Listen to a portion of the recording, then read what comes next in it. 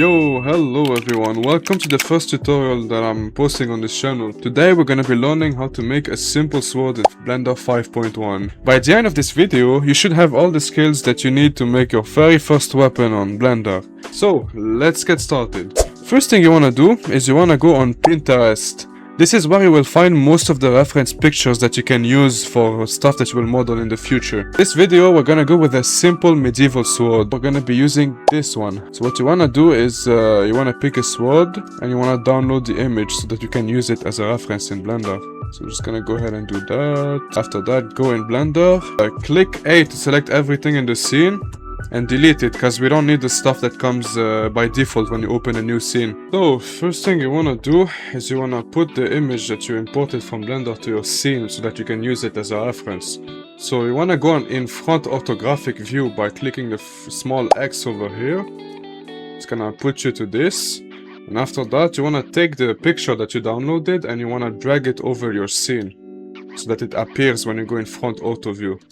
After that, you wanna go on the data properties of the image and you wanna lower the opacity so that you can see the blockout that you make a little bit better. After you've done that, you wanna move this small dot that we're gonna call the 3D cursor over here. And to do that, you gotta press Shift and right click and put it like around the base of the blade. After that, you wanna press Shift plus A to add a plane.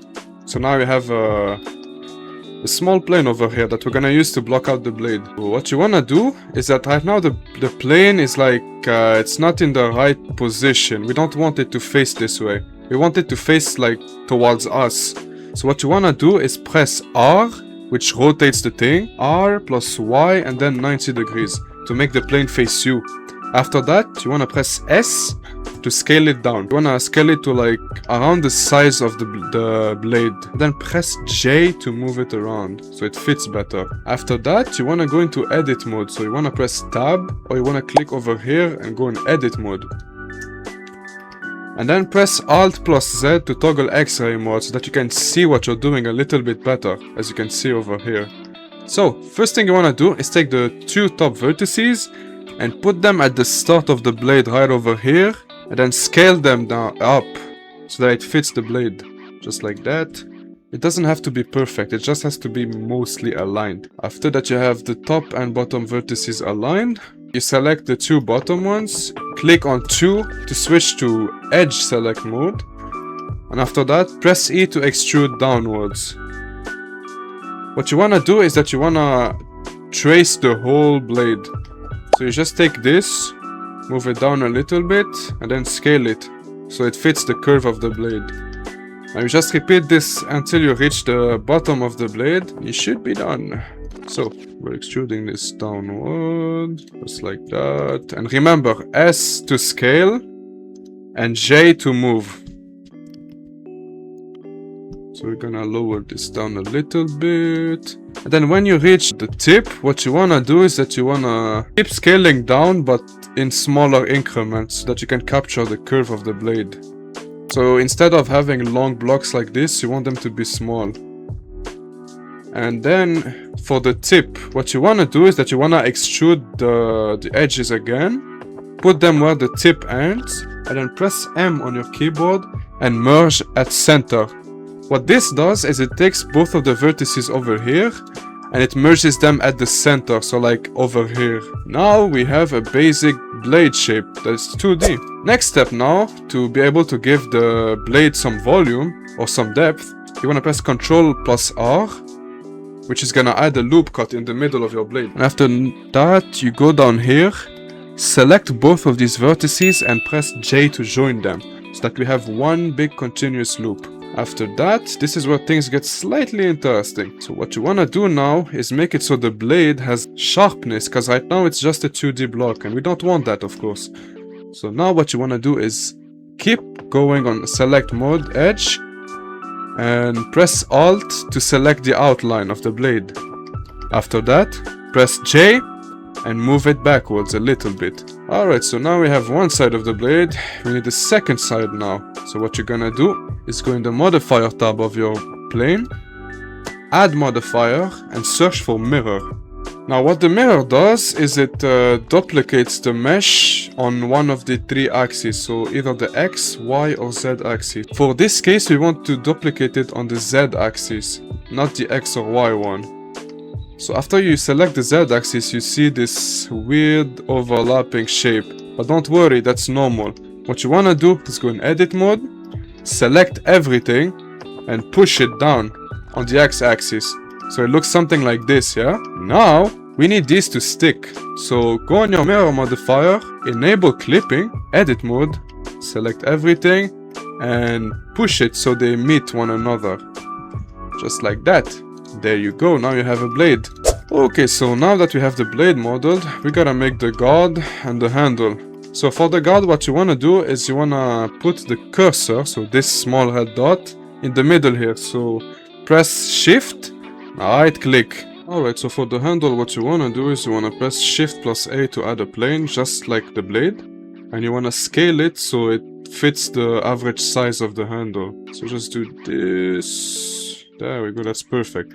Then click J, Z, and bring it at the top over here. So after that you wanna go into edit mode and you wanna extrude it downwards. The shape doesn't matter for now, so don't worry. After you're done doing that, go into X-ray mode and add a loop cut in the middle over here and add one loop cut here. And reminder that for adding loop cuts you gotta click Ctrl plus R. After that what you wanna do is you wanna scale these so that they fit the size of like the reference. So click Alt and then click this edge to select the whole loop. And after that, just scale them on the Z axis, so it becomes thin like this. Repeat the same process for every part of the blade. So take this loop, scale it on the Z axis, move it if needed, and yeah, just keep repeating that. It is very important that you lock this on the Z axis or else the mesh is gonna bend in weird ways. So what you wanna do is press A to select everything and scale it on the X axis until it has a realistic shape. So that's a bit too small. And if you want more realism, what you can do is you can select both faces in here and scale them on X. There we go, now it looks a bit curved. And then you can select the two edges over here and scale them on X too. Now for the handle, what you wanna do, same thing as the plane. Put the cursor over here by clicking Shift plus right click. And then this time we're gonna add the cylinder. So we're just gonna take this, scale it down by pressing S, then just put it like at the base over here. It doesn't have to be perfectly accurate. After you've done that, go into edit mode, press Alt plus Z to go into X-ray mode and select the top edges. What you wanna do is you wanna you wanna move them up so that they reach the top over here. Then you wanna add one loop cut here.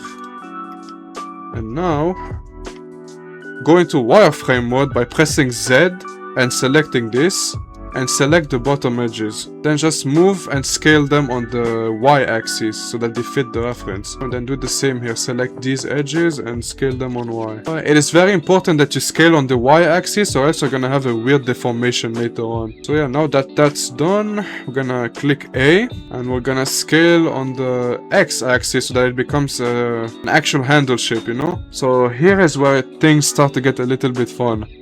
What you wanna do now that you have like everything is you wanna take the blade, go into the modifier tab and add a bevel. And after the bevel, add a weighted normal. What this does is it makes it so the sword has beveled edges. So like this will become smooth and the middle part will also become smooth.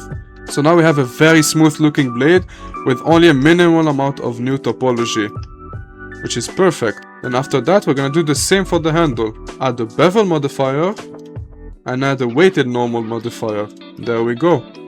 So for the handle what you wanna do is you wanna add a loop cut in the middle like this. It will be better. Now we have a very smooth looking handle. And for the cylinder, same thing. Except for the cylinder you only wanna add a weighted normal. You don't need the bevel. And there you go. Now you have a very sweet looking sword in under 10 minutes. If there's any questions that you guys have or any suggestions for the next tutorial that I'm gonna upload, please leave a comment. And if you like the video, like and subscribe. It really helps small creators like me. So yeah, thank you for watching and I'll see you guys next time.